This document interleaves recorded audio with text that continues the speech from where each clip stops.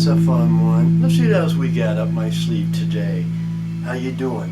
Hope that you're all faring very well, or the best you can. Happy Friday. Yeah. Let's see what I have here.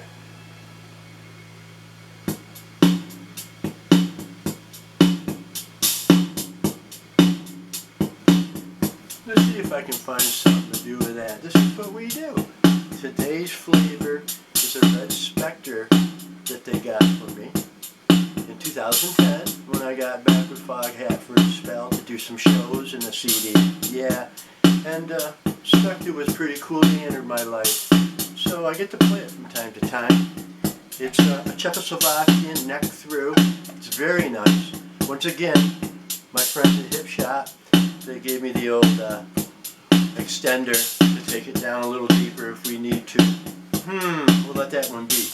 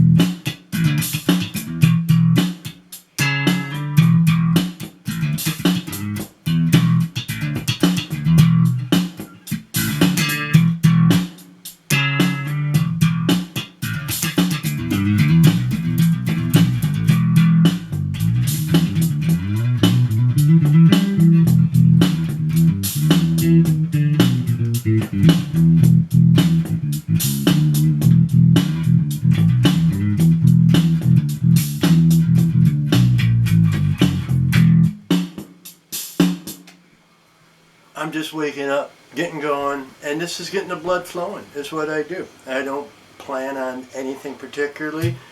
I just have fun. And then when it's time to do band stuff, you know, that's when you pull it together. And when you do pre-production or write songs, you focus a little bit more. During this whole trip, I'm just focusing on the fact I'm able to focus. Get up and do your thing, you know, keep your routine, have a good day, be as healthy and nice as you can be. Be kind, because a lot of freaky people out there not being so kind, scared. You just have to put yourself above it a little bit, and it's tough to do. So here we are going into late April, and oh, I don't know. I wanted to play my Spector today and talk to people a little bit about just some more interesting little things happening along the way. So 91, I kind of got back in Savoy Brown again. This was in between some Foghat stints that I did. And I was living in Lake Tahoe, California at the time, and I was back and forth. I flew back quite a bit. So anyhow, I hook up with Kim Simmons, we chat, and I'm back in Savoy Brown right prior to going to Europe. And Dave Walker, the singer, was with the band, so I don't get a lot of time and chances to talk about my Savoy Brown involvement. But it was great, and I enjoyed it. And the musicians in the band were really good players, and enjoyed them all. Good drummer, good keyboard player, and of course Kim and Dave, you know, and anybody working with the band, the unsung heroes, you know, the crew, the techs. They're not roadies unless they want to be. But yeah, you get it. Respect all the way around. So off to Europe we go. And we left JFK at nighttime. And it was right before Pan Am Airlines went out of business. So I figured the first thing they start cutting is maintenance. And at 42,000 feet at nighttime over Long Island Sound, we had just leveled off. It's dark out. It's a 747. It's non-stop JFK to Frankfurt, Germany. Which isn't terribly far, but it's far enough. And certainly to have a mishap at 42,000 feet. And you could smoke cigarettes at that time, and I did. And so we're in the very back, and the 747s, they're, if you know, 3 seats a row. I think 6 or 7 seats a row, and then 3. So man, these things are big, and we were back like maybe 3 rows from the very back, puffing away. And we all had been at the bar having a little bit of spirits and things, getting ready for our flight over. Yeah, nighttime, the red eye. And so at 42,000 feet, I was looking out the window, and the wings on these guys, man, they go way up. Yes, they certainly do. And as I'm looking out the window, the outside engine on the right wing went boom. And at 450, 500 miles an hour, the fire was like the space shuttle that you've seen that exploded so terribly all those years ago. Just that, when something's propelled under such velocity of speed, fire is just freaky. And a lot of things were freaky. I was one of them. The drummer, I still to this day don't think he was right. He had a look in his eye like, and the funniest thing to me about that was the keyboard player was sleeping. Good old Rick Jewett, great keyboard player, wonderful guy. And he woke up, and he was on this side of me, and Pete was on this side of me.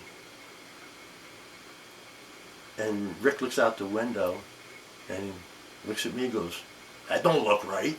Almost like a Harley Davidson backfired. I'll never forget that. That don't look right. And it was beautiful. Almost like nerves of steel, like, well, let me get an eyeball on that. Anyhow, they dumped the fuel, turned that plane around, and the sensation on the plane was like it was a clutch plane. And like the pilot pushed the clutch in, and that son of a gun just free fell like that. That's what they do. These are senior captains, and he was cool. He's like, man, we could make it on one engine, but we're going to, abort it. It was a flame out. Drastic, tragic to happen, maybe, I don't know. It's they probably will downplay it, but when you see it, it's pretty for real. Yeah. So we landed, and there's fire trucks and foam on the runway and all that happy malarkey. And someone gets on a ladder. I'm looking out the window, I can see it. with a screwdriver. I'm like, well, that's going to fix it. And then Pan Am went away. But, and we got on a plane and flew right back over. Different jet, same, and then it was a packed flight. Just 450, 460. It's pretty amazing. The Almighty was right there that day, and I think He's around us today. And everyone kind of keeping His hand underneath us so we don't tumble too hard and fall during this virus and stuff, you know. Yeah. So we get to Europe and traveled. It was a great tour. I had a wonderful time playing in Savoy Brown throughout Europe. And it's interesting because I had a friend request a year or so ago from a man named Guy, G-U-Y-L-E spelled, so I don't want to pronounce it wrong, but I believe it's basically Guy in American or English, and he's Hungarian, and as we got talking, you know, through Facebook, you know, I said, man, I remember being in Savoy Brown playing in Budapest, Hungary. Beautiful city, oh my God. Buda on one side of the Blue Danube, and then Pest on the other. Just you pinch yourself, it's just so gorgeous. And I remember telling this, I remember talking with a guy on the, you know, of course we corresponded, saying, I'll never forget that Savoy Brown, we played the Civic Center in downtown Budapest, mobbed, and that's what you want. But the opening act had a big man who was their lead vocalist who had one leg, and he was on a crutch. And and I'll never forget that. And it's a very, very imposing figure in my mind. And boy, he could sing. And it was like an Italian opera singer. This guy, I can still hear him. His pipes are that loud. And within a second or so, oh, I'll give him 30 seconds, up pops a picture. And during my conversation with Guy from Hungary, of this singer. And he tells me the backstory, how when a lot of their artists fled, when the wall came down, he was more natured to say, I'm staying. And he's well respected, revered, and he certainly got my kudos. The guy could sing. It was a lot of fun. But you know, when we were going into Hungary from Austria, across the border, and when you grew up in America, you remember Hungary is, Hungaria they call it over in Europe, but Hungary is Eastern Bloc. And so I wanted to make sure that Jeff had nothing on him, as benign as could be, still no need to rifle through, give a reasonable doubt. How's that? Basically, you're crossing a border, you don't want to get caught with anything. So I did my job.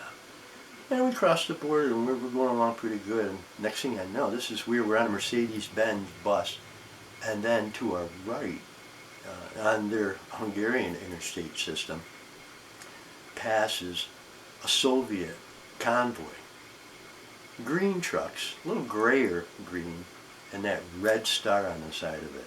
Yeah, that lets you know you weren't in Kansas anymore. So we get to Hungary, and this is what I'm getting at. It's kind of funny. It's something I recall. Is here we are, so worried we're not taking even a roach over, and the driver of the bus pulls off the steering column. He's got an 8-ball cocaine stashed in there and I'm just thinking to myself, you got to be kidding me. And so that's a memory I took home from the Savoy Brown traveling. We stopped at a rest area after leaving Hungary, which was beautiful. Budapest is beautiful.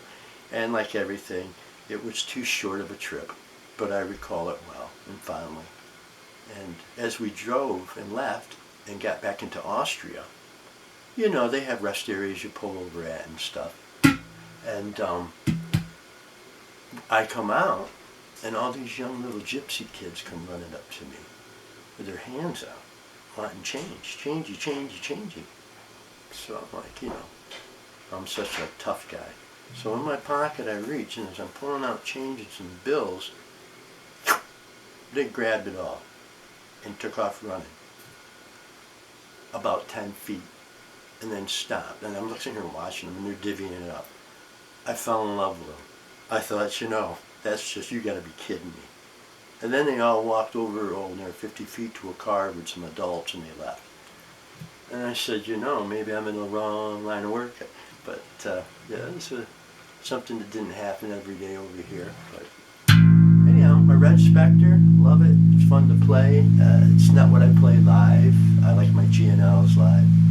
Lately, I've been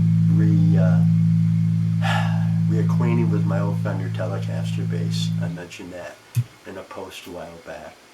And I'm doing a little bit of online recording with some people.